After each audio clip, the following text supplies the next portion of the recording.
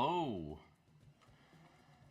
How's everybody doing this morning? Hopefully the volume and all that good stuff is good to start here. Just gonna give it a couple minutes. Start letting people kind of flowing through here.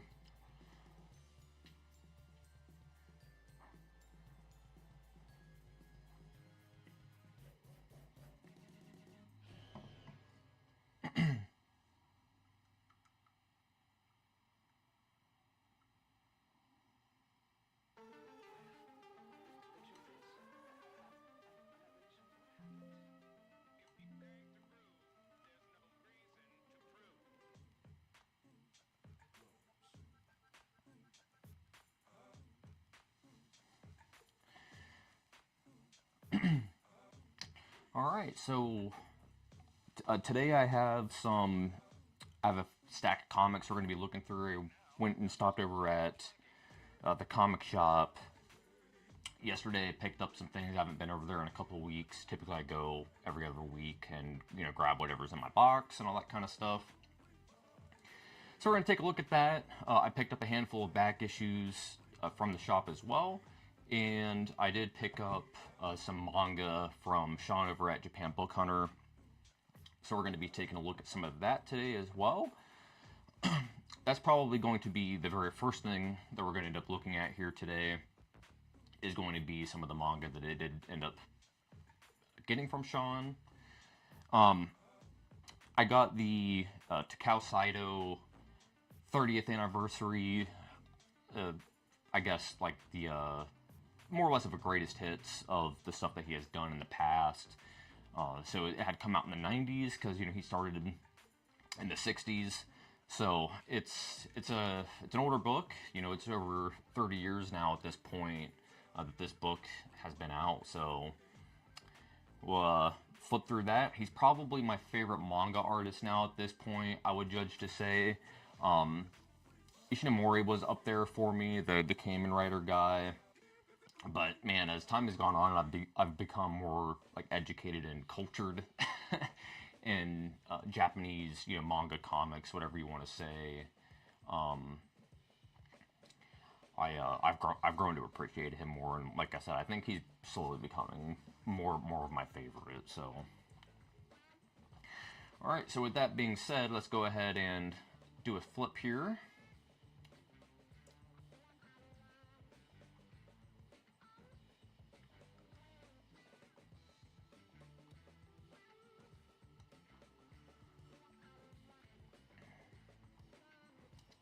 If I can get my camera to work with me here.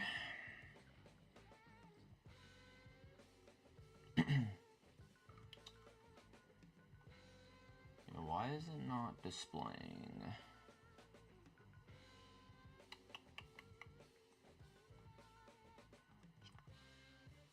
There we go. All right. Got that all figured out there. Alright, so this was what I wanted to take a look at here. So again, I picked this up from Japan Book Hunter. He always sends these out in his orders. You guys can scan that there if you would like to go check out his website. I've pretty much been exclusively buying manga through Sean now for probably about 6 months or so plus, I want to say. He definitely gets everything that's going to be more rare, things that you're strictly going to find in Japan. If you are into manga or just into Japanese culture and stuff in general, he has a lot of art, a lot of magazines, a lot of different things that aren't strictly just manga. And, the dude knows what his customer base likes. So if you are into the kind of things that I'm into, you're definitely going to like, what Sean does, especially over on his channel, and what he's selling over on his website. I stalk the dude's site because he gets all the good shit, and you can't pass it up, man. It's like this stuff, you see it, you gotta grab it. So, so with that being said, let's go ahead and take a look at what I got from him. So this is the only thing that I did pick up, was just this one book. It was over $100, so just working on budgets and everything like that.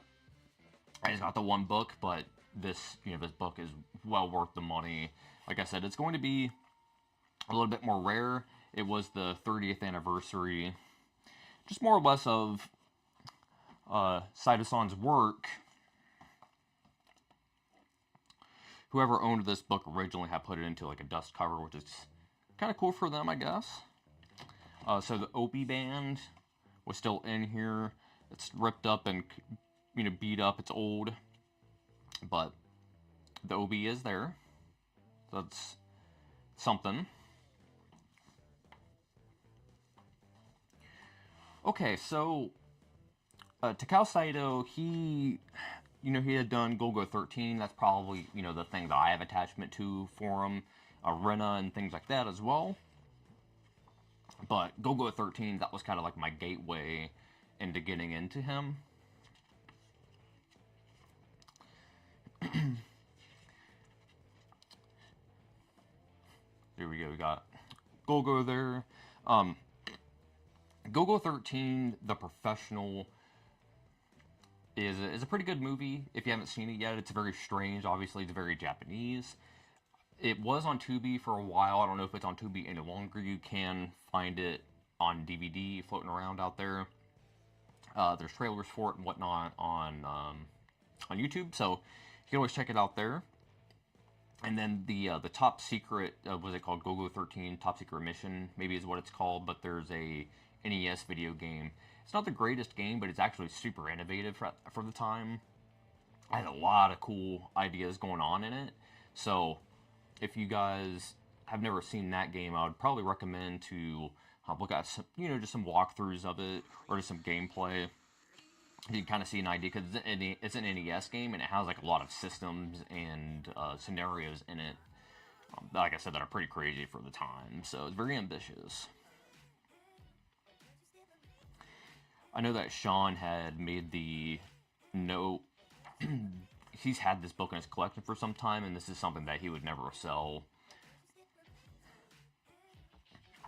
And I completely get why. I haven't had a chance to actually flip through this yet, so this is, it's going to be a treat for me to kind of see it in real time with everyone.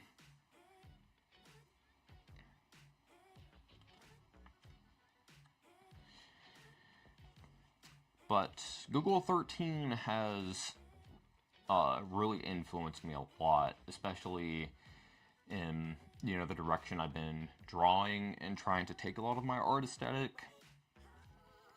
I've been studying him probably the last month or two, if not longer than that, probably since like December. So yeah, probably like the last 3 months or so I've been studying him a lot and doing a lot of things like this, to where I'm trying to do, scenarios, kind of looking through scopes and things like that, just playing around with different story elements.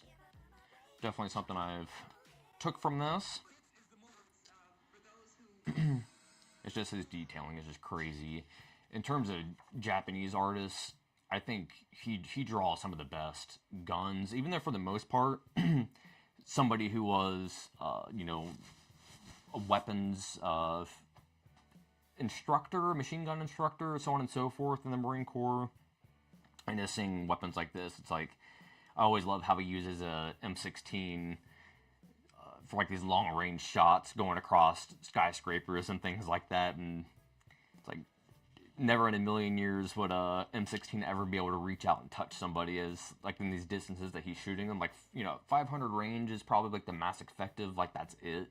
Anything after 500, it's pretty much useless, right? And this dude's using this thing like an M16 like it's a sniper rifle. It's pretty funny. I think that really just comes down to the Japanese, not being super educated on weapons, because obviously they just use air guns over there. They don't, their weapon laws and everything like that are pretty strict, so it's really only military have access to proper firearms over there, which honestly is probably how it should be. It's so good.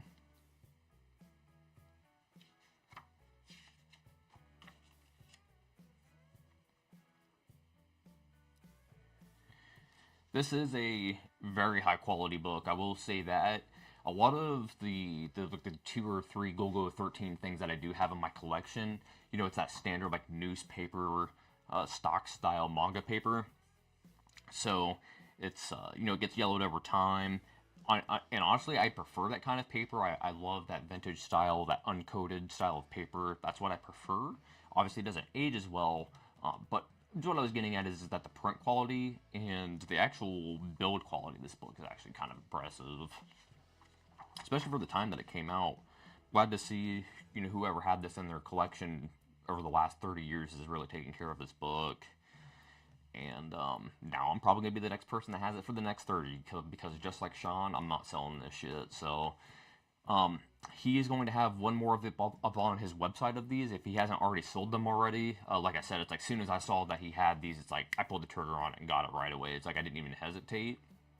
And I'm sure there's other people in my same boat. Saito, he was like the longest running manga artist, I believe, or at least Golgo 13 was like the longest running series for a very long time in Japan. I could be wrong there, but I believe that is the case. But this stuff's kind of hard to find because people just kind of hold on to it, or a lot of Japanese people don't hold on to things, so they just kind of toss stuff out. It's more or less supposed to be expendable. So the older the stuff is, the harder it is to get, and a lot of Golgo 13 is from the 60s and the 70s, so it's unfortunately just just didn't stand the test of time, or people are just simply holding on to it. It's going to be one of the two things. But like I said, knowing how Japanese people kind of operate, they don't really collect things or hoard things like Americans do. So a lot of this stuff they just get rid of.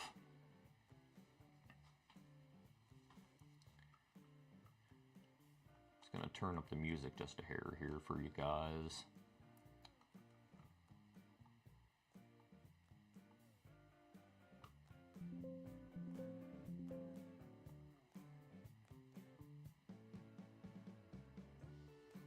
There we are.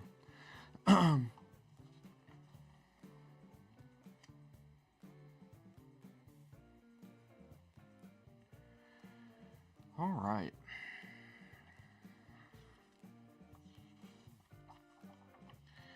I don't believe that. I mean, obviously, I can't read Japanese, but I don't think that they actually say where these stories are coming from for the most part.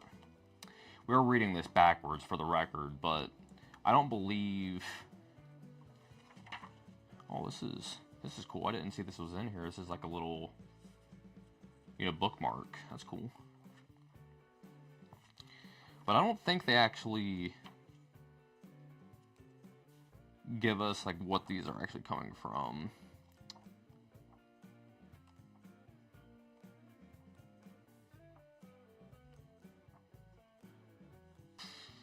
Oh, maybe to some extent, just kind of break down what Golgo is and kind of goes into it. But let's be proper and actually flip through this correctly. Oh wow, there's the other end of the OB band. Like I said, I actually haven't looked through this yet, so I haven't even seen that. Thing has been ripped in half. Typical OB band stuff you do see. So if you do find a book that does have the OB band on it still, it's a collector thing. I think it does help to sell the book, but in the grand scheme of things, they're pretty expendable and they just get ripped and thrown out and everything like that.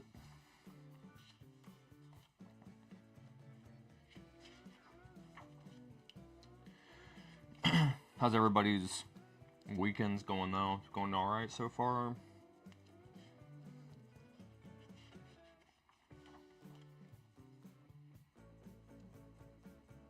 Wow, that's an image there, man.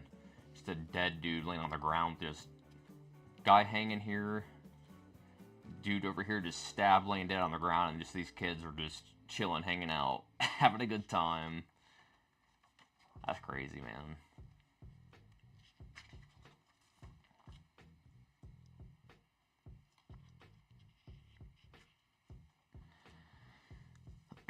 Yeah, like I was saying, Sean he should have one more copy of this if it already hasn't sold out yet. I want to say I paid like $125 for it. I could be wrong, but it's definitely in that ballpark.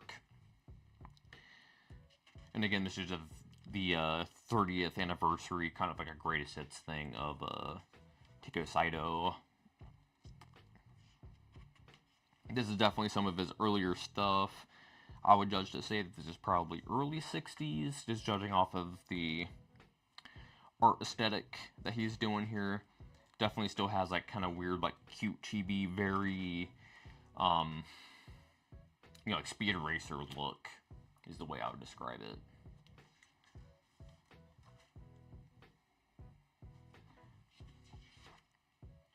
Dude, this book is incredible, man. That's pretty interesting seeing, you know, Japanese try to tackle like cowboys and stuff. Like Americans obviously look like ninjas and samurai and all of that. It's been well trotted ground, but that's interesting. You know, you wouldn't really expect somebody in Japan to kind of do a Western, you know, style comic.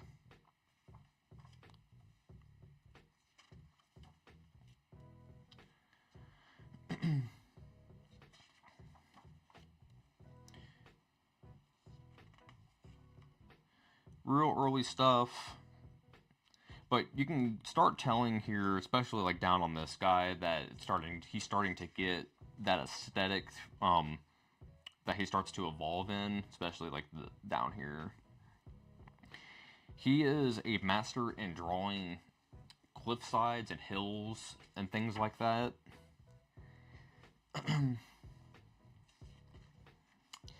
I still have yet to figure out how the hell he draws textures on the sides of mountains and things. It's a technique I still have not figured out. It has to be like a dry brush or something. I don't know, man. I still have not figured it out, and I have yet to find anybody online that kind of explains it. You know, and like how he's doing it exactly, or just how to get something that looks like that, so then I can at least try to replicate it. But man, I've been working on it. Like 2 days ago, I was literally over at my drawing desk, sitting and messing around trying to get that texture, and I still can't do it. It's a mystery. So once I do see, you know, a background texture that actually does look like what I'm talking about, I'll point it out, and maybe some of you other artists out there can steer me in the right direction of, you know, how he gets that texture on mountains and whatnot.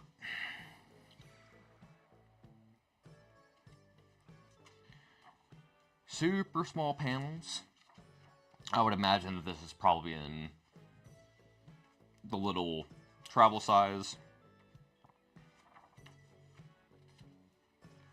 Books originally, and they just had translated over here. Like this was probably a page. This was probably a page, right? That's my assumption anyways. It's how this originally had to come out.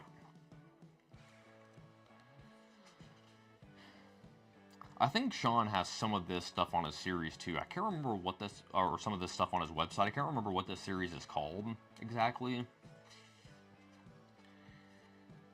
But it's definitely pretty interesting.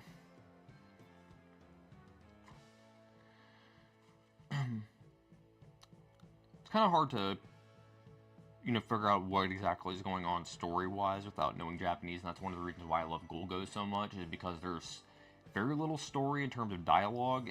It's very much just, hey man, he's a hitman, and that's all you really kind of need to know, and you can get story beat elements just from, you know, the visual storytelling. Okay, I've never seen him draw like this before, so it's kind of interesting. It's more cartoony.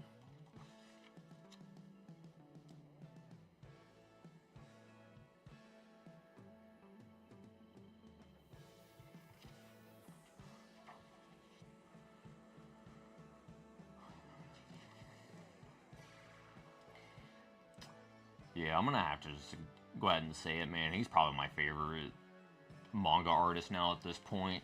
I don't even think it comes close. Like, he covers all the bases. He's got samurai stuff. He's got, you know, top secret agent, hitman sort of stuff going on. He does, he'd even done James Bond comics at one point in time. Weird monsters, sci-fi stuff. He has all of the bases covered.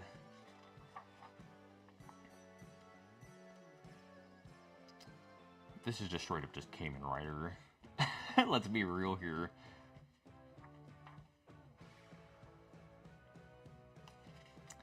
Like I was saying, for the longest time, I mean, Kamen Rider is probably still, like, in terms of TV shows and things like that, it's probably still my favorite, like, Japanese property, but just Japanese stuff in general, Go-Go 13 is really skyrocketed towards the top of my list, man. It's just stuff like this. This dude is just crazy. Wow.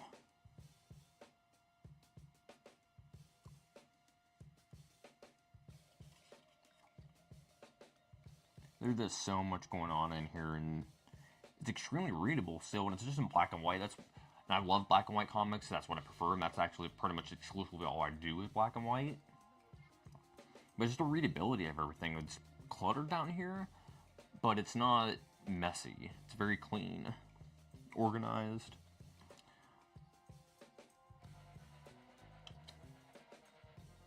Wow.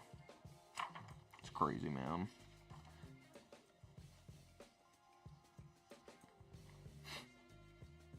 Jesus. Yeah, he is on another level, and I know Sean has some of this. I believe this is called Rena, I think is what this is called. I might have my series mixed up, but I know that he has more of this on his website, and I'm probably gonna end up jumping on it. So this is kind of that texture I was talking about here, like this. I mean, it's not 100% there for what I was talking about. Like, I understand how he's doing this. This is just like scratching and whatnot with his pen.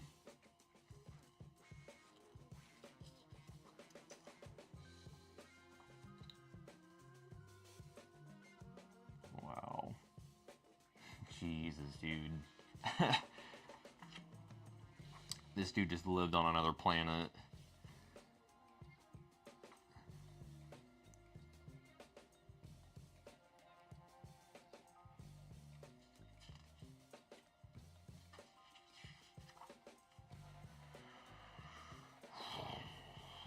Wow. My mind is being blown in real time for you guys. Holy shit, man. Like, I'm literally getting goosebumps looking at it. Oof. God damn. This shit gets me excited, you know? Holy shit, dude.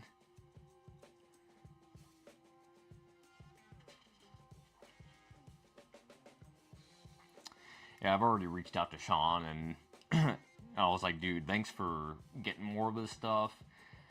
It's, you know, it's important, especially if, you know, when we're in a community, especially in comics, it's small, and it's only getting smaller. You know, we gotta support each other and everything like that.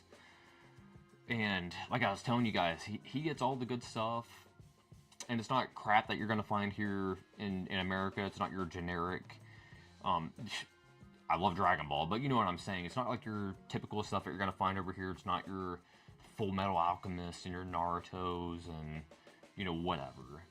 This is like deep cut stuff, and you know, I really gotta give a shout out to him for really, you know, introducing me into this style of stuff, because it's really changed, you know, how I do things artistically. Man, it's just one of those things. It's just like you come across things, and it's just like, you know what I mean? It's one of those life-changing things when you come across it. And TAKAO SAITO is one of them. Just gonna keep this in here. I'm not gonna mess with it.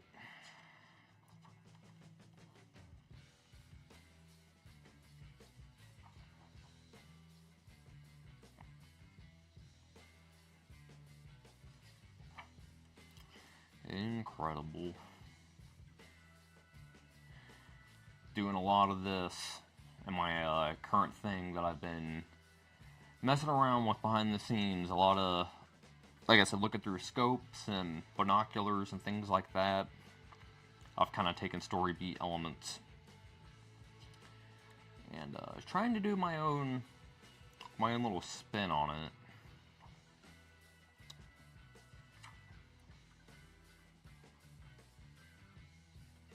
And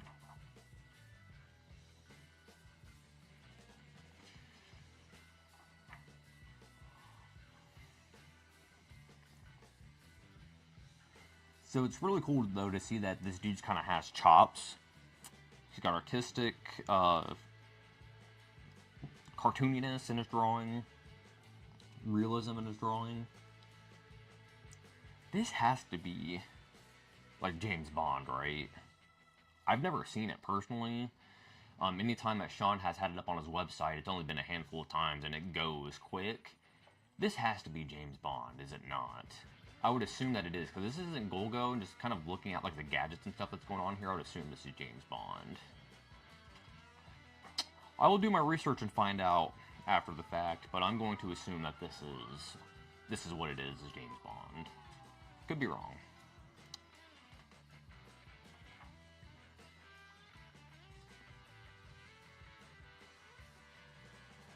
I mean, it very well could be Golgo, but I don't think it is.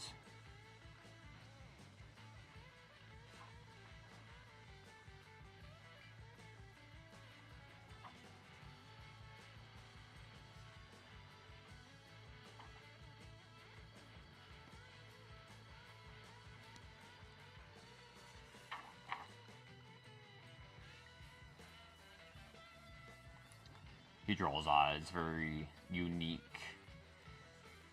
very square looking.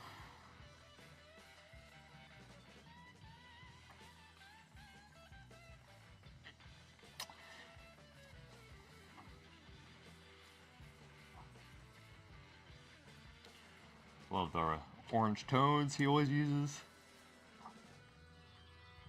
And I think we've pretty much... So this is kind of like that mountain texture I was kind of talking about. Ooh, this is actually... Dude, it's just nothing but cross-hatching. That is actually insane. So we got some straights. And there's a lot of cross-hatching and whatnot going on. Okay. I think I can kind of see what he's doing there. It's just really time-consuming.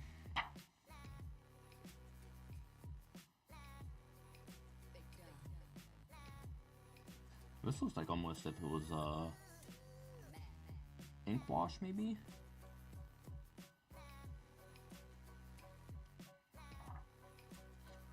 Such a cool image. Good old Duke. There's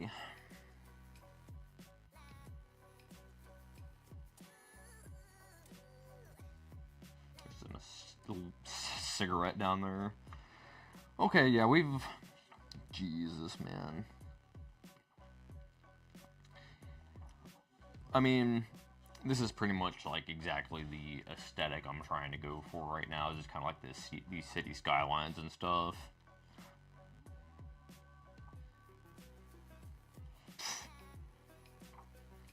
Everybody talks about Otomo and Toriyama, which, don't get me wrong, I get it. But dude, TAKAO SAITO, I'm sorry, but I don't think any other Japanese artist touches this dude. He is the best.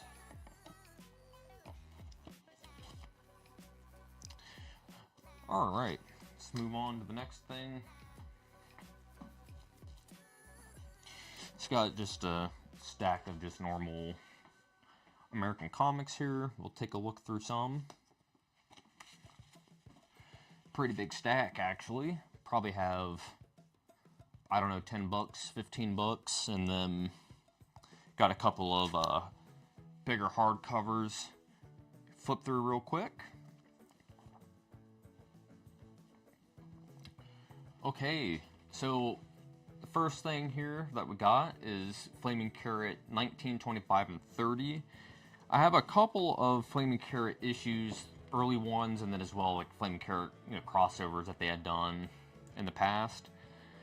I am a mark for the late 80s, early 90s Dark Horse stuff. I'm not entirely sure why it's everything. It comes down to just like the color palettes, the aesthetics, black and white insides. This logo I really love. Of course, Bob Burden, the man behind Flaming Carrot. And Flaming Carrot is just odd, right? It's just one of those strange things. It comes from that same wheelhouse of Turtles, that India black and white background. I see a lot of like Love and Rockets, you know, Hernandez Brothers style of art in the aesthetic a little bit. Definitely has that cartooniness, fanographic style art aesthetic to it. But you wouldn't really traditionally correlate with, you know, that era of black and white comics. It's one of the things that I like about Flaming Carrot. It doesn't take itself serious, but it takes itself serious enough to where it's believable, but it knows that it's a comic book and that it's silly, so it has humor and it's very self-aware. But he's crazy. Very much comes from that Frank Miller, Alex Toth school, doing buildings and whatnot like that.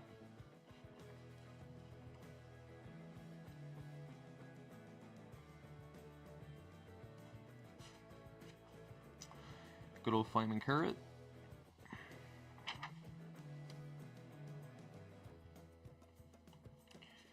Gonna do some quick flip throughs.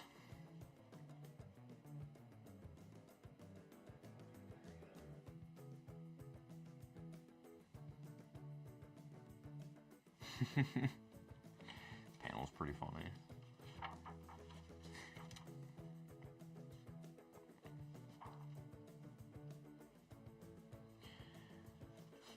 But Flaming Carrot, strange. If you don't know what it is, I would just recommend to pick up an issue and just flip through it and look. I do not have this Dark Horse Presents. I don't believe this is it. Is this our first annual? I would imagine. Black Cross is so fucking cool. Mr. Monster is also pretty cool. I mean, all of these. I'm not familiar with Mind Walk, but I love Concrete. Paul Chadwick is one of those dudes. I've said it a million times and I keep saying it. He's the master at drawing stuff underwater. I love Mr. Monster. Black Cross is pretty badass. Trekker is okay. And then Mask, of course. I mean, come on. I actually have just sitting right here on my drawing desk because I was looking at it recently. Let's go ahead and pull this out here. I'll just show it real quick. I've got the first appearance of Mask right here. At least in that style, the very first appearance of Mask was in a fanzine called APA number 5. Well, yeah, it's called APA number 5, and oh, man, is that Bernie Wrightson's fanzine, or I can't remember exactly who put that out, but it was an artist that did that. It might have been, no, it was Mike Richardson's fanzine, actually, the owner / founder of Dark Horse, APA 5. And he was the originator of Mask, so that makes sense. But yeah, these old Dark Horse Presents, I love those. There's another issue of Flaming Carrot here. We got our Turtles here.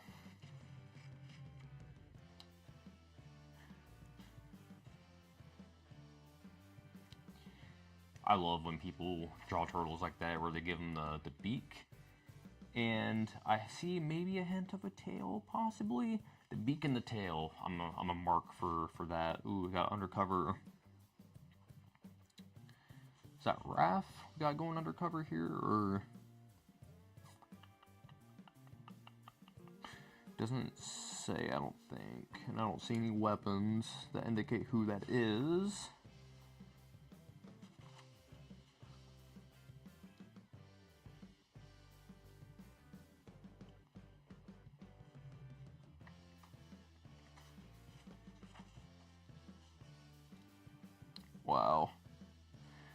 This is really cool, just how he's kind of peeking around the corner there.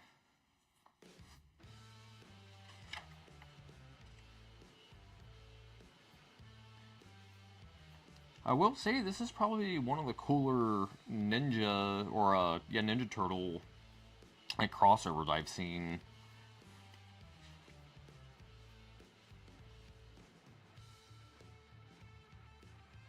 Okay, so my assumption was correct. That was Undercover Raph.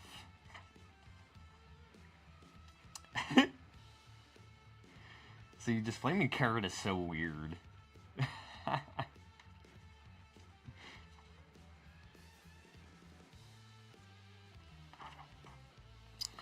Ooh, we got goodies in here. Didn't even realize what we got. We got a Predator and a Roach Mill trading card. That's actually really cool that this is in here still. Didn't even realize. Yeah, this book is in great condition.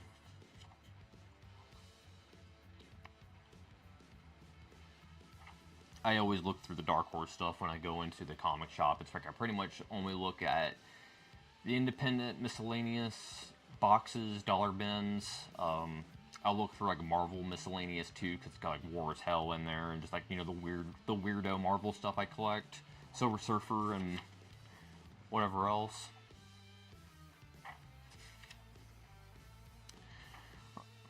Good old Tank Girl. Good old Jim Mahfood aesthetic, very much like a Hewlett, so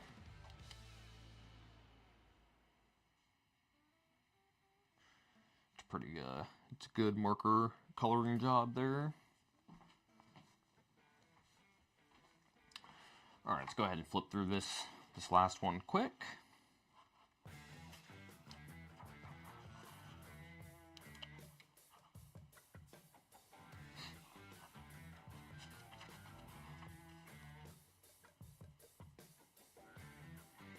He is strange, man. Flaming Carrot is one of those weirdo books. That's why I love it.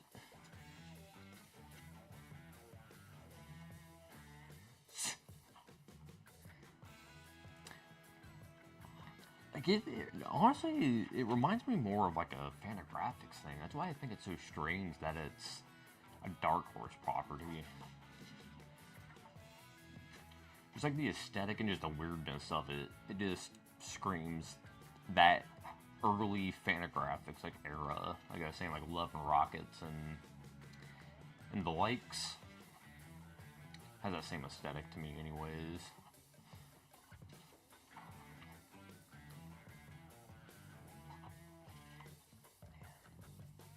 Just stuff like this.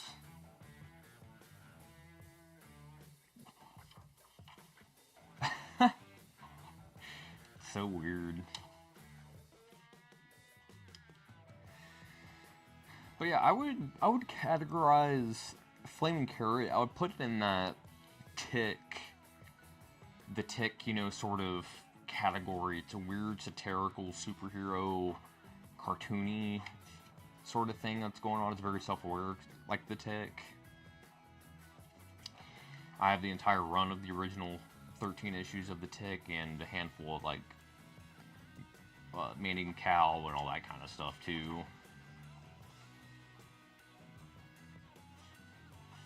Bob Englund is one of my bigger influences. I think he does the best job at drawing things in motion. So if you go and look at the very first issue of the Tick, he's jumping off a building and he lands on some like flagpoles kind of hanging off the side of the building, and it kind of like makes him spring up, and just like the motion and the flagpole kind of you know, flapping back and forth after he hits it. Chef's kiss.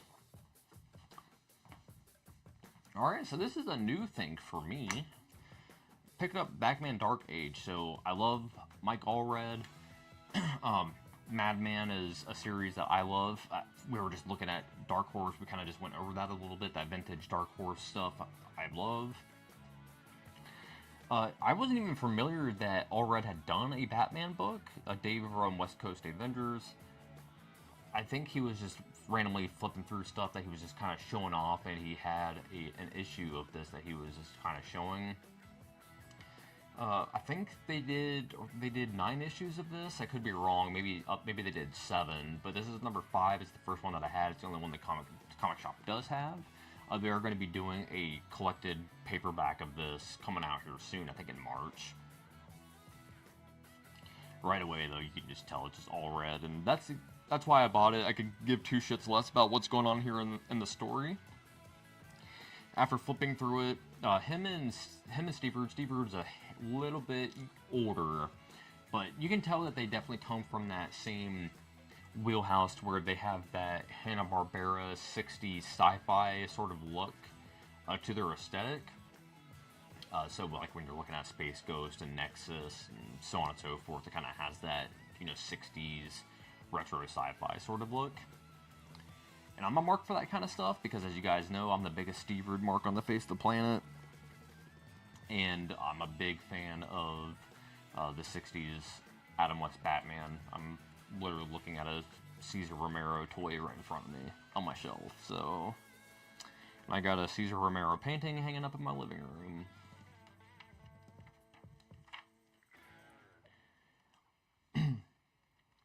But I fuck with this Batman design. It's like that very original 30s Batman look. And unironically, Steve Rude also draws his Batman like this with like the long ears and all that.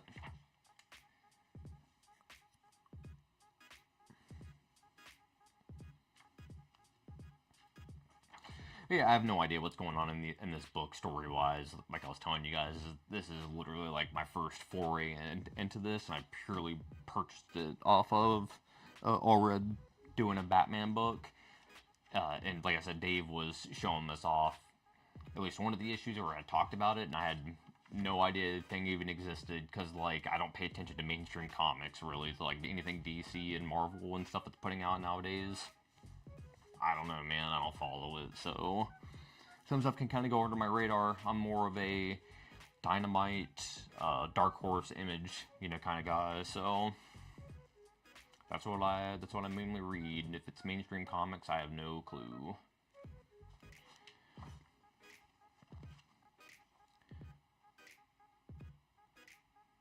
Man, yeah, Allred is so good. He's still got that Madman aesthetic. I'm happy to see that he hasn't steered away from that pop art look. This is a pretty thick boy too.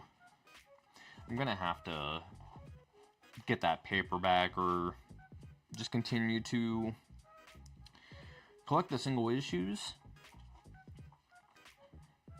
So far, the character design and the vehicle design are my favorite things in this. Like, I fuck with this hard. This Batmobile. That thing's tough, man.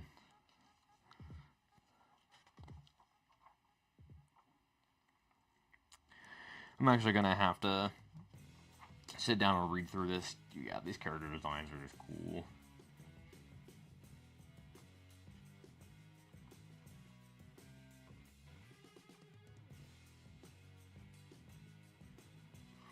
This is a very good page. Super dynamic. I don't know about the Riddler here. It's a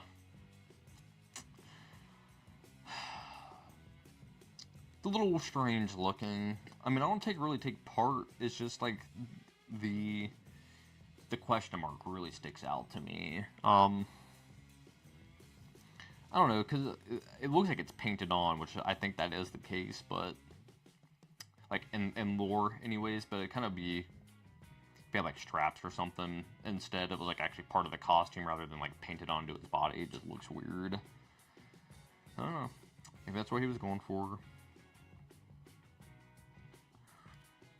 These Penguin Hitchmen are good. That's a good character design. Wow. Okay. Okay.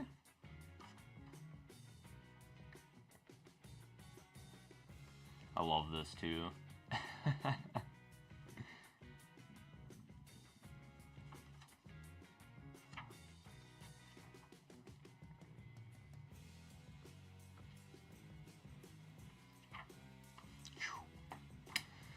Classic all red. Let's go ahead and stay in the vein of the Batman. Just gonna take a step here. Take a little break.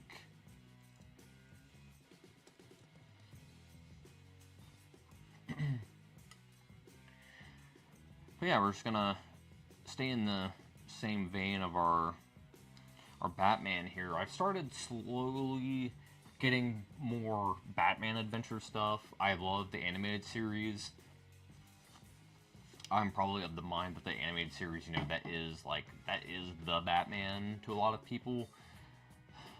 I lean towards that Kevin Conroy, that is Batman through and through. And to be honest with you, I kind of wish that they would have toyed with the idea of doing a live action with him.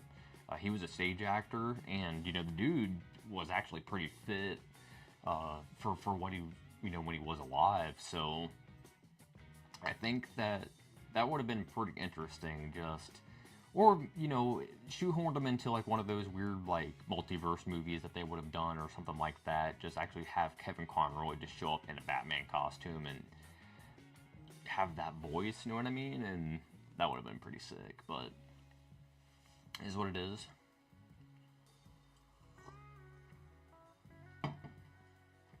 But yeah, I've been slowly getting more Batman adventure stuff. I really like Bruce Timm. He definitely took that Alex Toth Super Friends simplified aesthetic and simplified it even more. And pretty much changed cartoons going forward just from his art. Like everybody at, you know, Warner Brothers Studios started taking that aesthetic and ripping it off, and pretty much any cartoon on Cartoon Network and so on and so forth, they all started looking like very much like this. So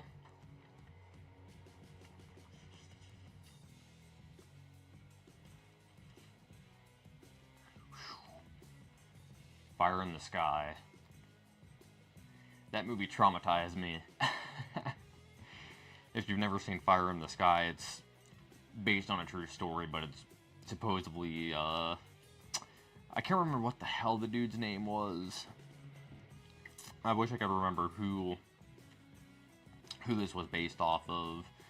But, you know, some dude claims that he got abducted by aliens, and, like, this movie kind of shows what it would be like if you did get abducted by aliens and they did experiments on you and stuff. It's pretty much like a body horror movie of this dude just getting experiments and shit done on him by aliens.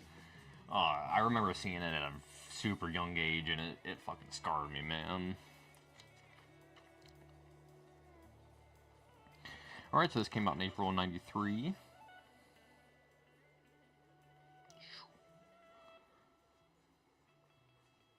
This is a slick drawing, man. Just like that motion of him moving like that.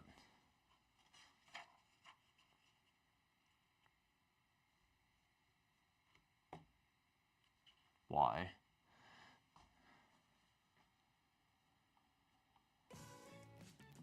Cop and a half.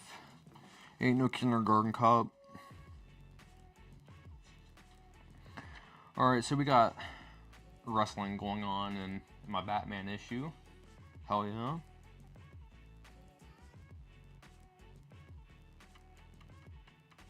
Good stuff. Nightfall has been paying those dudes bills, probably. They sold so many copies of that book. Still do to this day.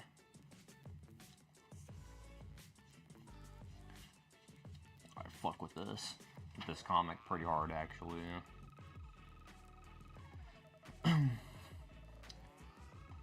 I gotta pick up more of these.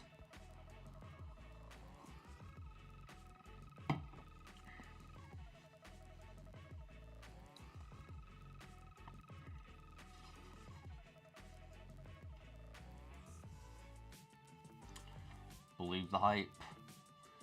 flavor has taught me anything, you don't believe the hype.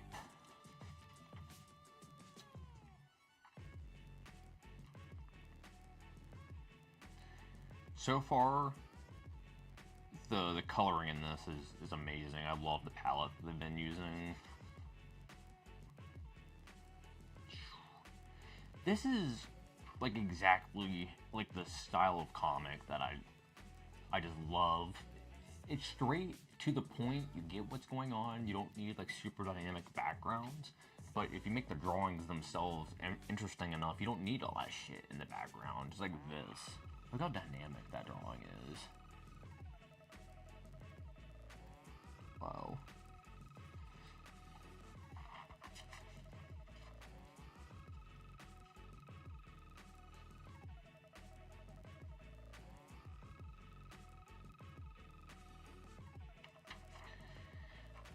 There's not very many wrestling comic books out there, so if there's wrestling things that are going on in the comic books, that's just a bonus.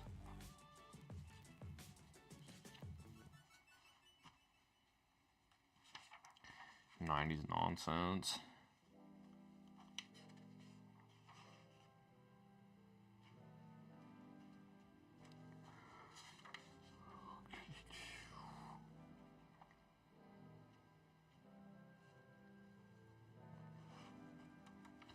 Love me my logo.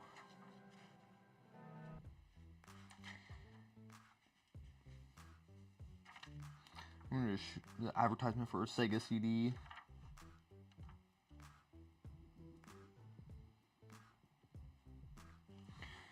Who do we got here? Is that Crisscross? Yeah. Crisscross, make it go, jump, jump.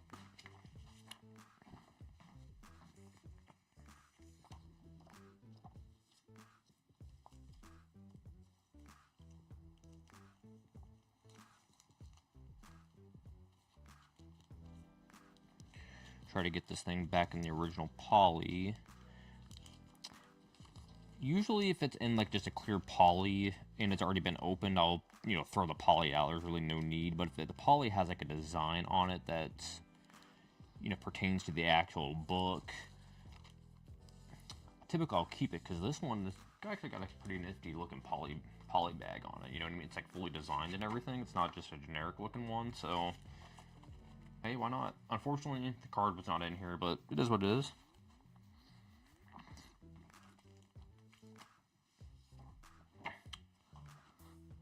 Okay, well, let's stay in the theme of cartoons. So last stream, we looked at a bunch of bongo stuff. So that led me to get more bongo stuff. Obviously, you know, I'm a big Simpsons, Matt Groening just fan in general. We talked about that last stream. If you want, you can go take a look at that. I had it labeled like Ren and Stimpy, you know, number 2, and it was a stream archive, and we looked at books for like 4 hours that day. I pulled out a bunch of bongo stuff, so if you want to go check that out, feel free.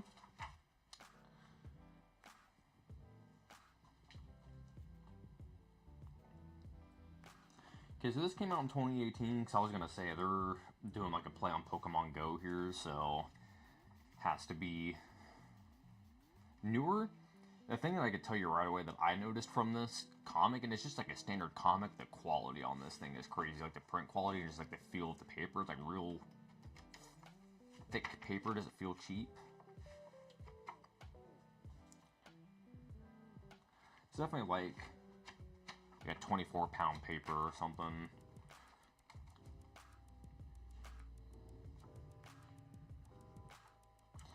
And I did look at this a little bit, and this was like the only page that I literally flipped it open, I saw it, and I shut it right away. You know, got Dick Dastardly and Muttley and Speed Racer, Mad Max going on. Okay, so we got Mater, Bumblebee. Is that Herbie? Is that what his name is?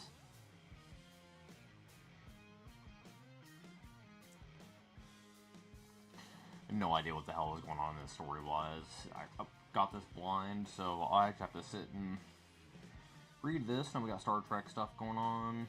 Gorn. Out of Vasquez Rocks. Classic Star Trek. Okay, so now we got Sandman stuff going on here in Star Wars. Wow. I see what they did there with those two.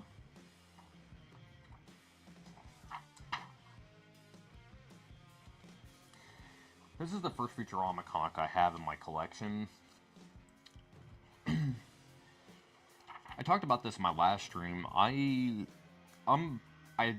watched more Futurama, and I actually probably prefer to watch Futurama. I think it's more watchable, but I like The Simpsons more. I think The Simpsons obviously have more staying power. It's more relevant to today, I would say. But Futurama still holds a place in my heart, man. It's like staying up late as a kid watching it on Adult Swim. And, you know, like 2000, you know what, 2002 probably, around that time, when Futurama first started playing on Adult Swim. Some Count Chocula. Yeah, I have no idea what the hell, Mario and Peach, I have no idea what the hell is even going on in this issue. I actually got to sit and read what's going on here, some sort of interdimensional time travel. Something's going on with all these characters kind of meeting up together. But I have not seen a bad drawing in this, and so far, like I said, like the print quality on it's been amazing.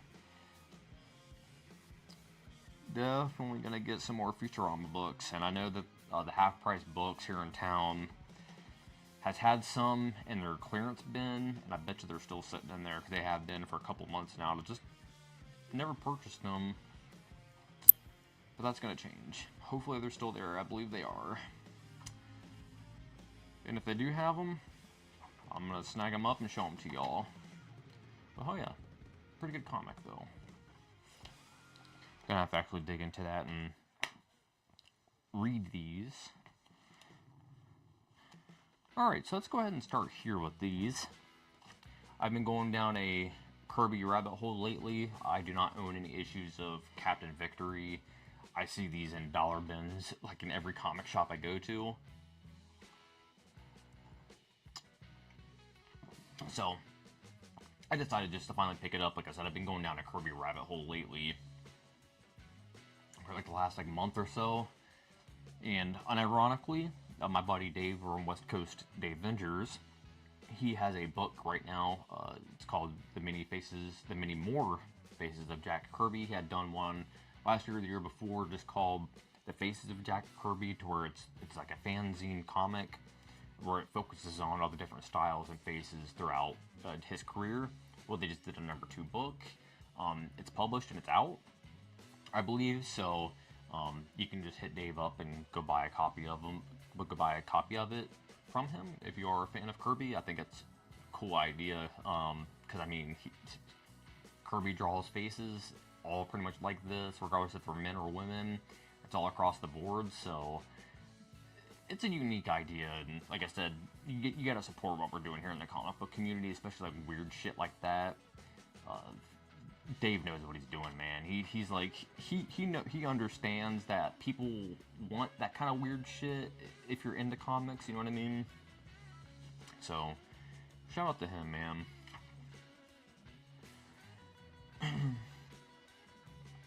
I would even, you know, just say that he's a friend of mine.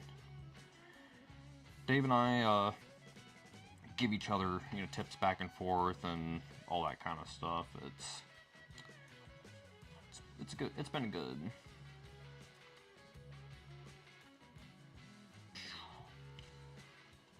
Man, it's Kirby, and I have plenty of Kirby stuff we're going to be looking at today.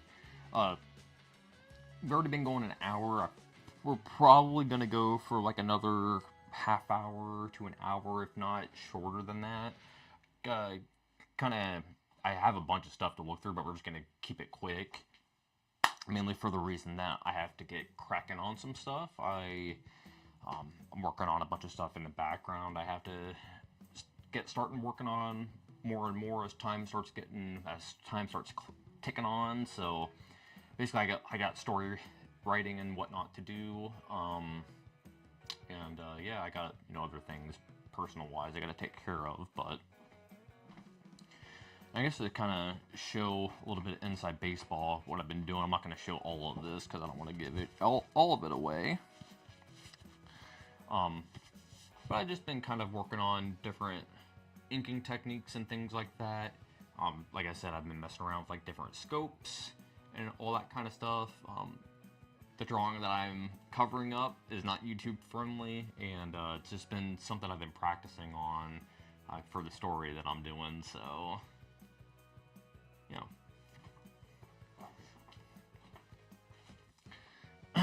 I've been looking at different scopes and whatnot, because it's like, in the Marine Corps, we had primarily used ACOGs, and that's not really going to work aesthetically for the story that I'm using, so I looked at a bunch of Google images and whatnot of just how different scopes look, looking down sight. I've kind of pretty much just landed on a traditional, I think Japanese style sight. Starts at thicker to thin, and then it pretty much just goes to nothing in the center.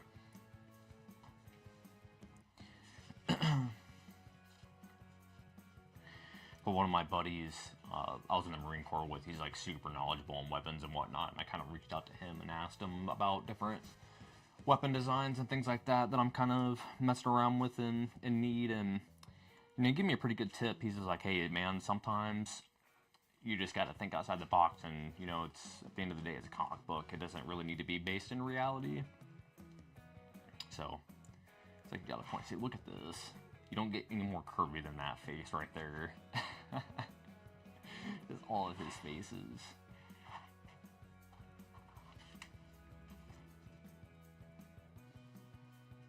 Man, it's just insane to me just how fucked the comic book industry treated Kirby. And especially when you look at this stuff, it's just like, what more can you say about the guy? Wow, this is terrible, like, binding. The pages are coming through.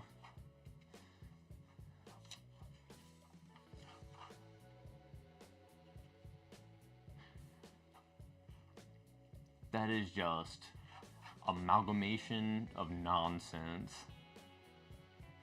I don't know about this drawing, like, it's really cool to look at, but it's like, I don't think it really works as a spaceship. It's very weird looking.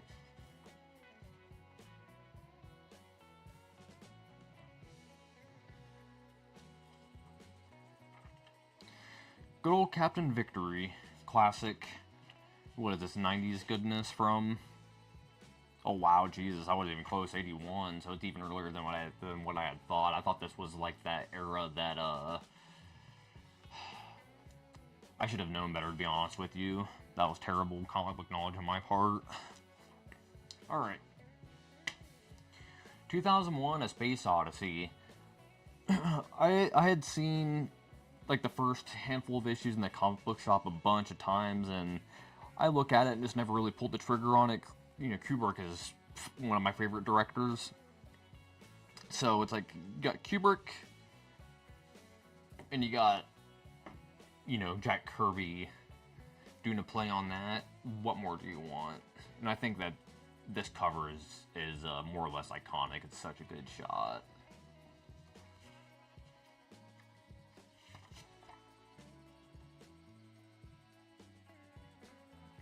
Just showing off an Evil Knievel ad there on the back.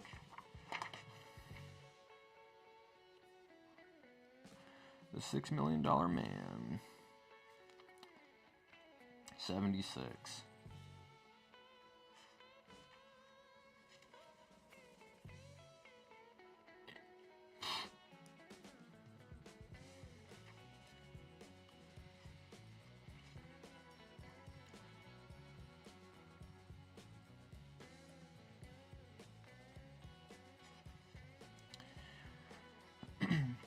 I really gotta nail down how to do the Kirby dots, Kirby energy, Kirby crackle, whatever you want to call it. I'd ask Steve Rude on, like, how do you get that aesthetic? And he had told me, it is not about the dots, it is about the space around the dots. It's like, thanks, Steve. It's like, I'll take that knowledge and apply it, I suppose.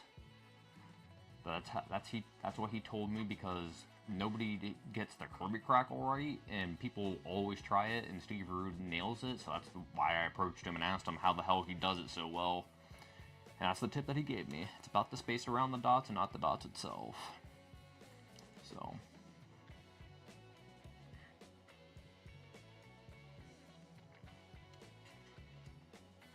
Hell yeah, man. It's just 70s comics. It just touches me in my soul.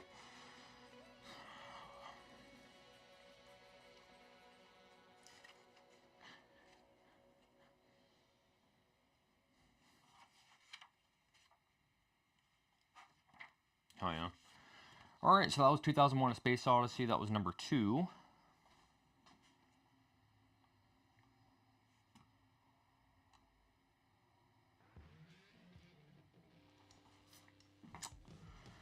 Let's stick with some Kirby.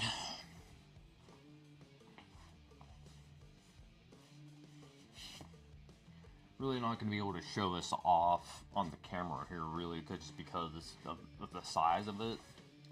You know, but we got good old Kirby collector here.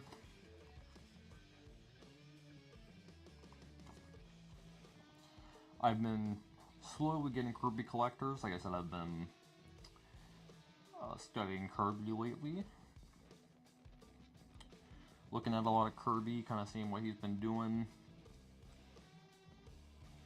And it's, you know, Kirby collectors, they're kind of like a bunch of interviews with artists and whatnot about like what Kirby influenced him, and kind of talk about his career a little bit, and you get a bunch of, you know, pencils, everything like that kind of going on.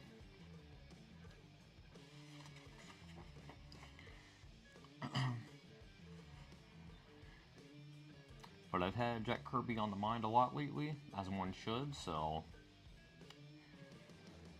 Comic Shop had a handful of these, and I flipped through them and saw my boy Surfer.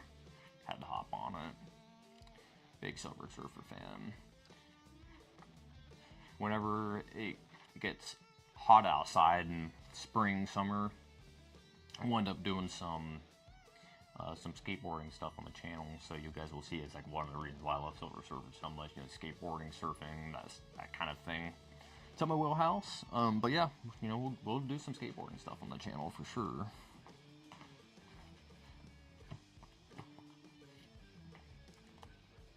Alright, so I got 1, 2, 3, 4, 5 more books to look through.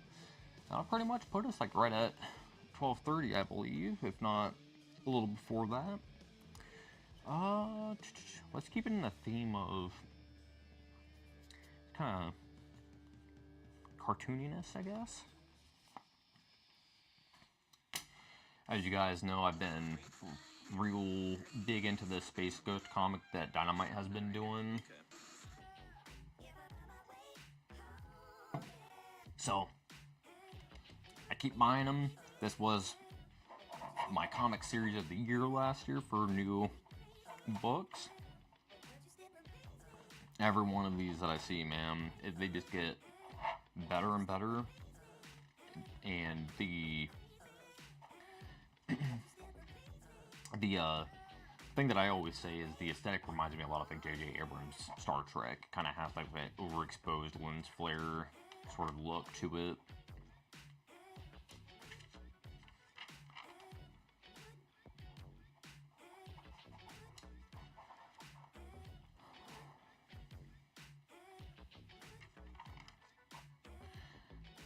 But yes, like, a lot of emotional and heavy stuff that goes on in these books.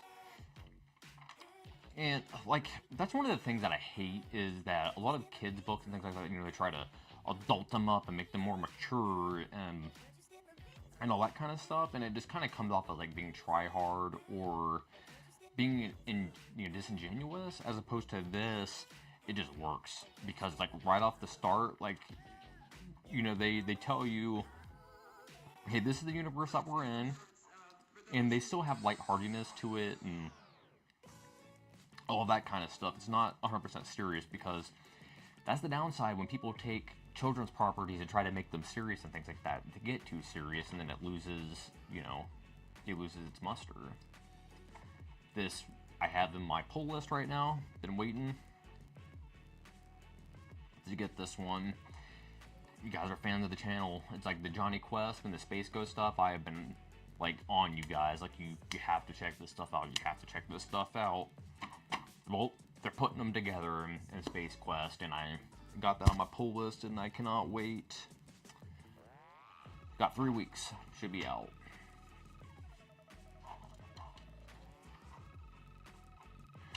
I really hope that these Space Ghost comics and these Johnny Quest comics did good for Dynamite, because, man, I don't want this shit to stop anytime soon. It's been great.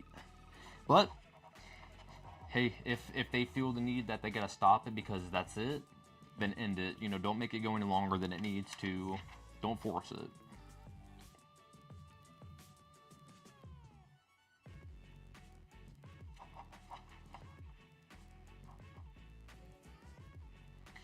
I skipped the Herculoid stuff. I like the Herculoids to a certain extent, but it's not my favorite, like, Hanna-Barbera property, so I did end up skipping the Herculoids comics. But I think right now, in terms of like what Dynamite has been doing like the last year, nobody touches them in terms of licensed comics. Who we got here for alts? Oh, Jay Lee. That's cool. Alright. On to the next one. Stay in the theme of our cartoons. So the next Powerpuff Girls issue got number 7.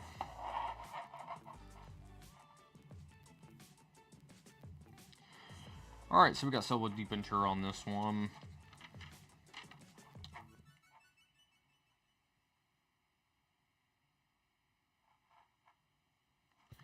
It's done a lot of pages, handful of books. I love the aesthetic because it still has that Craig McCracken look, but has its own feel to it. It's like, wouldn't have those elongated eyes, and I think it gives it a lot more personality and its own aesthetic, especially like here and in her eyes.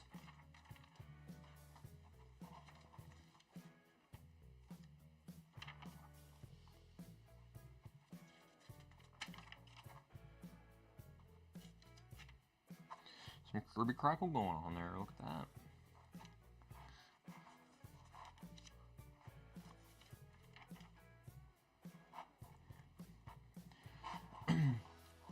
If you're fans of the channel, you should know that Craig McCracken is one of my biggest influences. And not just like my cartooniness and how I draw, but just in general.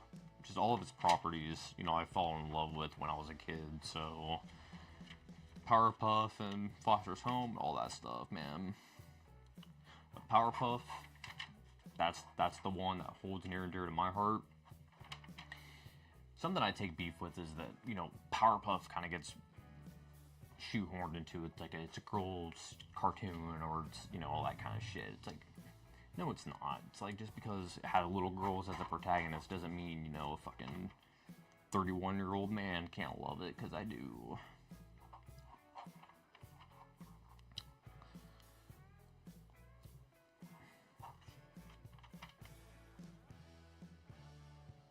It's just such a good idea, man.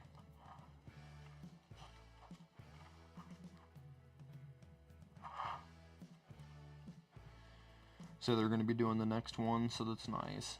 Yeah, I think that they've been doing the best job in terms of the books.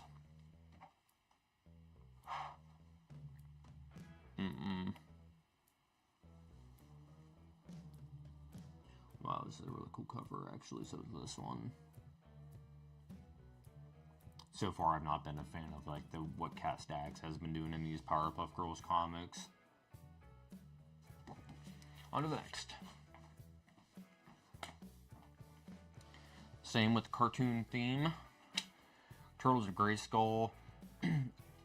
So Freddie Williams, I think, man, these books are crazy. Like the illustrations in them. The Turtles of Grayskull toy line was actually super cool. I have a handful of them. It's like the perfect crossover. Now we're going to be getting Motu and Thundercats crossover toys, which I think I've kind of gotten to a point of being a toy collector to where like there's just too much now. You know what I mean?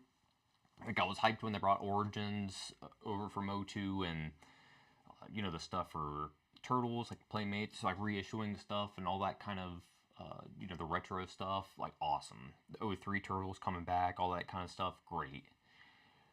But we gotta stop, man. It's like you can't have, you know, 20 play sets in the same line. You can't, continuing to give us like more and more stuff. It's not necessarily like the hype or my love behind the toys have stopped. It's just these companies have just been relentless with just releasing stuff. It's like there's been like no breaks.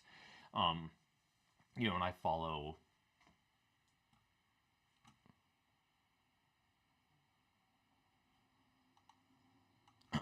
sorry, I was just getting the music going back here for you guys.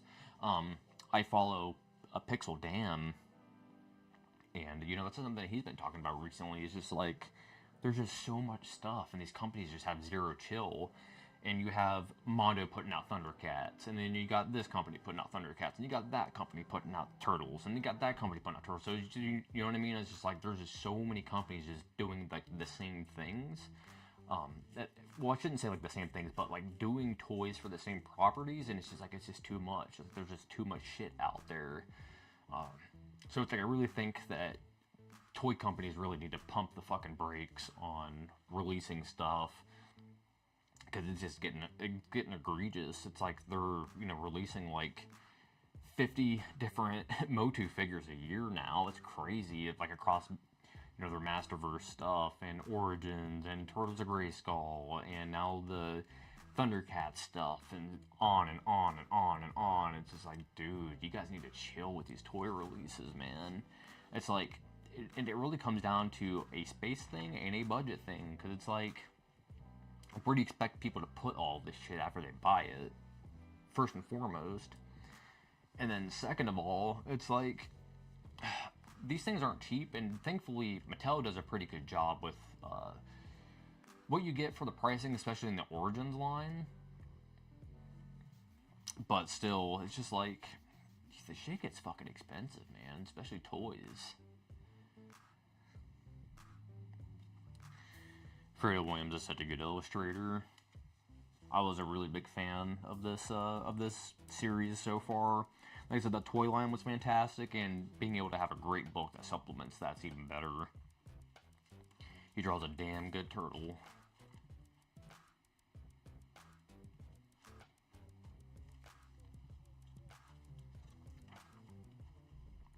The thing that I was impressed with in the previous issues is his line work is just crazy good. Very, ironically enough, it kind of reminds me of like heavy metal, like stuff you would see in heavy metal almost, like that airbrush sort of look to it. I don't know how you really describe it, but that's I literally have a heavy metal thing that we're gonna look at real quick right beside me that kind of has like that aesthetic that I'm kind of talking about. Dude, that Shredder is fucking badass. That Beastman is really cool too.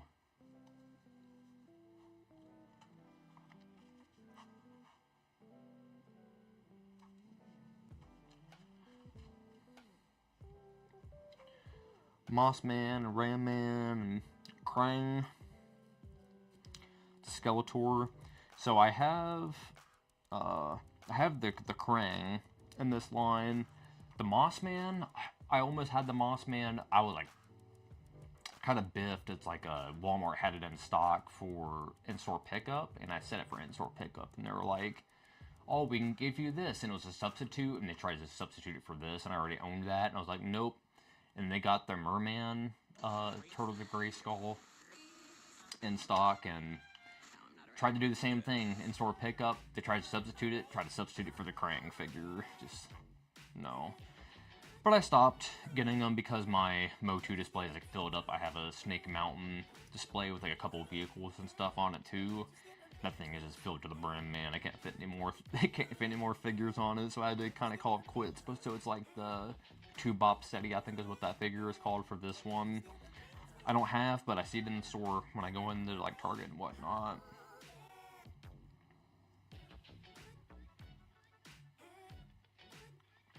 Feels like they're doing 4 issues. I could have sworn that they were only going to be doing 3, so maybe they decided to do the 4th issue. But like I said, I could have sworn that's what they had announced originally, which is they're doing 3 issues. So that's cool that they're doing a 4th one. Happens. Yeah, Freddie Williams is just crazy good at illustrating, man. His line work is just clean.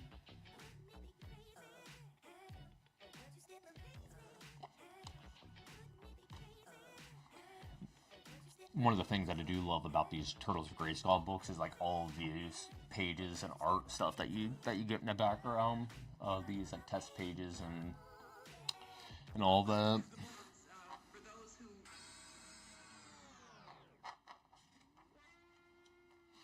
Alright, just ads.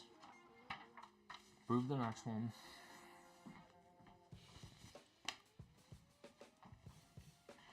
Alright, just gonna flip through this one here real quick. Day of the Dead Girl, number 3.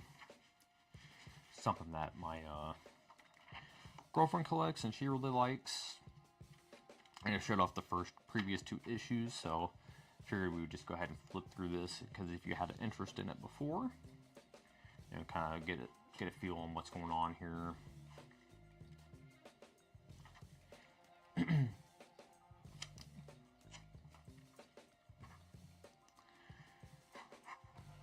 Starting to run a little bit low on time, so we're just gonna keep flipping through a little quicker here. I have 1 more book and 3 larger sized books to look at, so we'll probably start wrapping it up here in the next like 15 minutes or so, 15-20 minutes.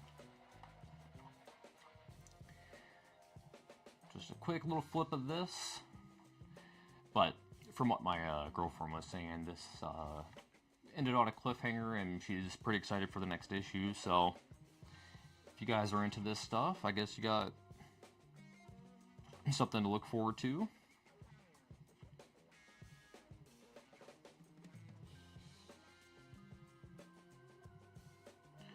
This Night of the Slashers looks kind of interesting. I mean, the art doesn't look like the coolest, but the character designs are pretty cool. Like how she has syringe fingers. That's interesting. Yeah, Day of the Dead Girl number 3.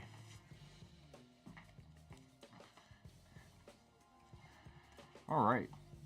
So this is going to be Godzilla Monster Piece Theater number 3.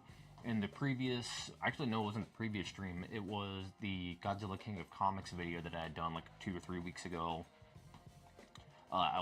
We looked at the 1st and 2nd issue of this, and we had seen the cover for the 3rd issue, and I was like, oh dude, I'm psyched to see the 3rd issue, because, you know, we're getting Universal Monster stuff in here now. I have yet to look through this, so it's going to be pretty sick to look at some of these drawings. Again, I'm just doing a real quick flip through.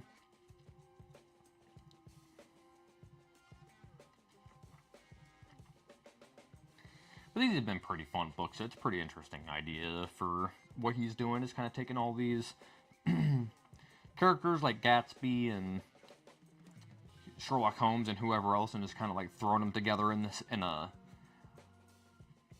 Godzilla movie universe with horror, like werewolves and Dracula, you know, you name it, Frankenstein. Like, it's a crazy idea. I love it though. Looks like a Marv from Sin City.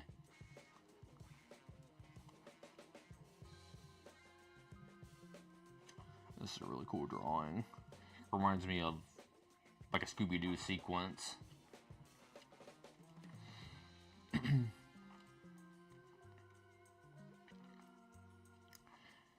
I will say so far I've noticed he has done a pretty good job of drawing Godzilla consistently in this issue.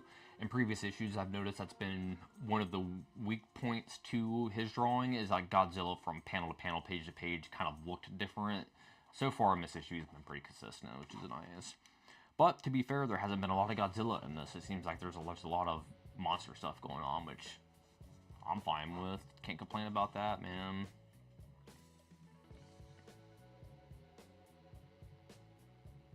Oh, so now we just got Kaiju Mummy Man going out.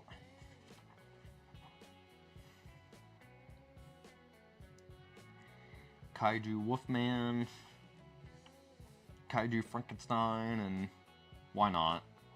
Why not? You know? Okay. I see you, Tom. Wow, man. Comics. Gotta love them. Okay. Tom, I see you. I see what you're doing here. This is extremely creative. Such a good idea. It's very, very creative. Very outside of the box. So, see, this is like a different Godzilla design to me. He looks different. And he got Mafu to do another variant cover for him.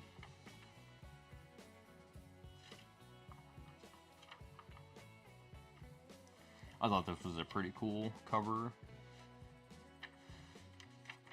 Can't wait to actually sit and... or if CM Punk's gonna be in this. Can't wait to actually sit and read through these. Like, this stack of books that I got recently, I'm actually, like, pretty stoked on. Typically, like, when I get stacks of books, it's very much like of things that I've already had before, you know what I mean? Because, like, a lot of this stuff from my collection, you know, I went through a purge probably, I don't know, like 5 years ago or so. Pretty much I started just selling all of my comics and just kind of lost interest in it, and then I reignited my love in comics, and I'm just kind of reacquiring a lot of things. So a lot of the stuff, you know, I've owned in the past, but like these newer comics, man, it's like, especially the manga stuff that I got from Sean, it's just like that. I mean, it came out in the 90s, but it's new to me, and it's just like, ooh, just go back and watch the beginning of the stream and look through it, dude. I got cold chills looking at that dude's art, like, you know what I mean? It's just, that's how crazy it is. Alright, so the last stream that I had done, somebody had mentioned that Art Adams was their favorite. So when I was at the comic book shop, he has like a little section of like weird oddball sized things, which of course that's where I go to look at stuff, because that's just, I love weird oddball things. That's where I get my Kirby collectors and all this stuff. It's kind of like by my drawing desk. So this was something that was in that area too. We had a discussion last stream, kind of about our love for Art Adams and, you know, his range of skill that he has in terms of his aesthetic. And I didn't know this, but my mind was blown. He had done the Gumby Comico, or Kamiko, is I believe is how you would pronounce it. Thing in the would it have been like late 80s, early 90s? He had done that issue, and I did not know that. And I'm a fan of Gumby, but yeah, like I said, I had no idea that he had done that. He had done that, and that's pretty cool.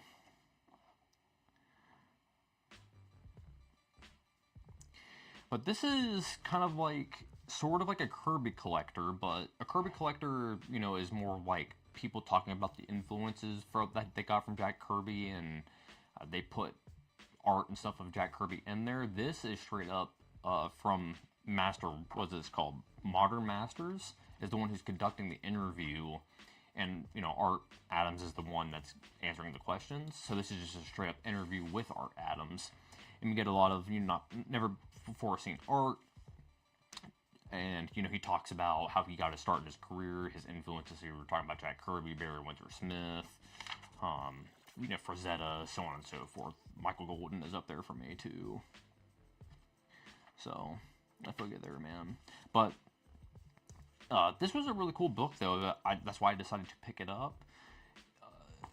You know, this isn't the kind of stuff that I'm collecting now. It's just more like creator-focused things, because it's like that's just the state of mind that I'm in. It's really not necessarily, you know, like the comic itself that I'm really into. It's more of like the art and like talking about art and where people, how they got to where they are and things like that. That's really been interesting a lot more, because that's kind of the path that I'm on. So, seeing all that kind of shit's inspiring and whatnot. But we talked about in the last stream that I think Art Adams is like the guy that to draw Godzilla here in America.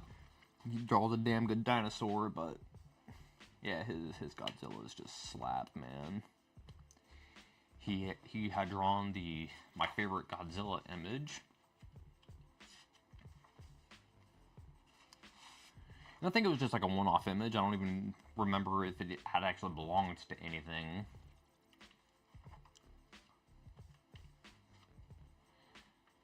But yeah, it's like it's broken down. It like starts out like towards it, you know, kind of like his childhood influences, how he got into art, and then it kind of like spans his career. It's like 100-some page interview, and then towards the back is just nothing but just covers, random pieces of art that he had done, unreleased art. So we get character sheets, drafts, you know, you name it. So.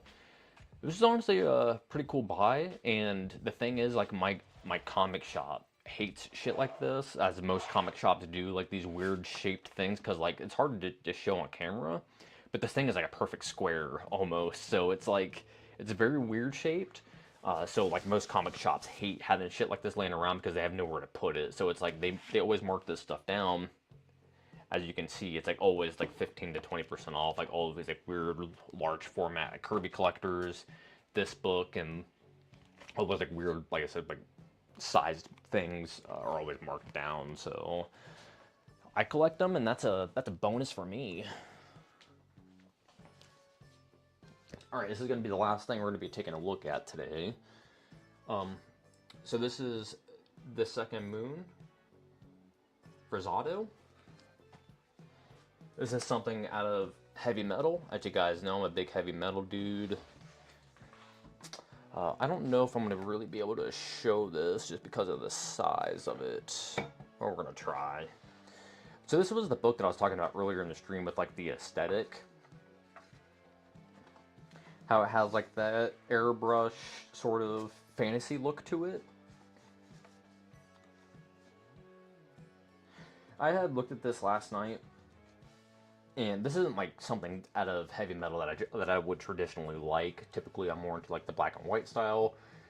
In the previous stream I had done, we had looked at heavy metal, a couple of the issues, and I showed off Ran Xerox, which is like my favorite story thing through heavy metal. So that's kind of the aesthetic that I like. This is similar to like that Ran Xerox look a little bit in terms of the coloring, but I wouldn't pick up a heavy metal specifically for this story, but I picked it up because it's heavy metal related. It was on sale, so why the hell not, man? Might as well. But so yeah, this was the original was $14.95, and it was marked down 15%, as you can see there. So that's kind of the reason why I picked it up. I don't know what the hell I'm going to do with it, to be honest with you. If it's something I'm going to hold on to for a while or sell it off or what. The art in it is kind of whatever. It's really not something that's up my alley. But like I said, it's heavy metal related, so we'll see.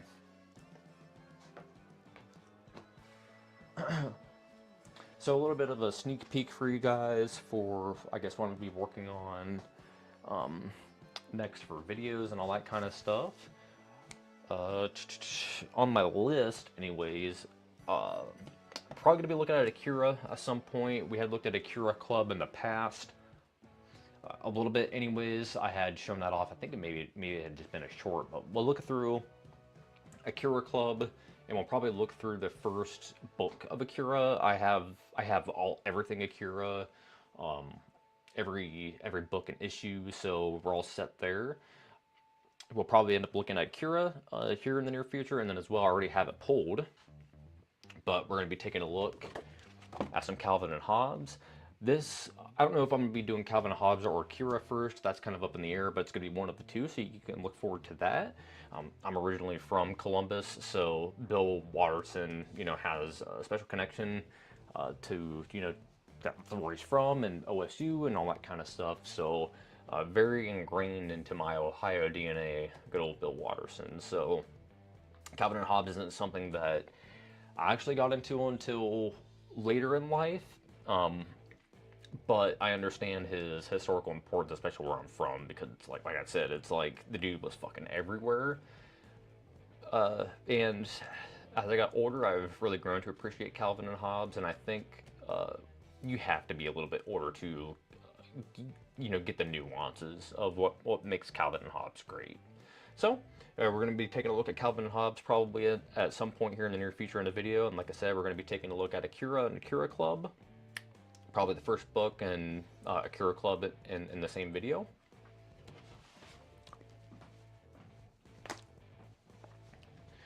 Besides that, though, we're probably just going to end up calling the stream here because, like I said, we're running short on time. I got other things I got to take care of. Got to start getting cracking away on personal projects and other things that I'm working on in the background. Just a little hint for you guys. It's like, as you can see, I've got screen tones here, so give you a hint on what I'm doing. But all right, well, we're going to be doing another stream next weekend. Probably going to end up doing a stream probably every Sunday morning, so we're just going to make it a thing and make it a routine. And then a video every week, if not every other week.